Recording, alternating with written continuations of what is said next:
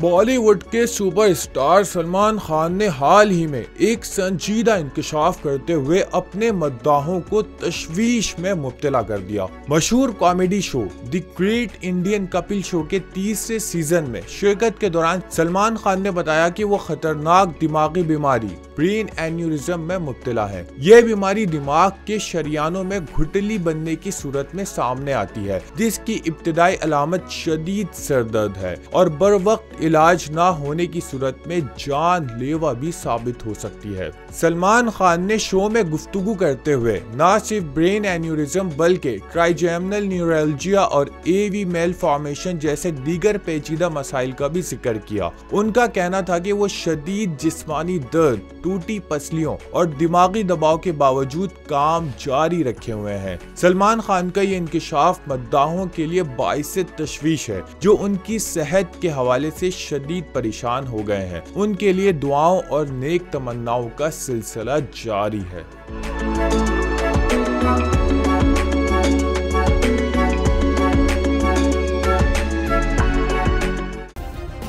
Subscribe करें और bell दबाएं ताकि कोई खबर रह न जाए।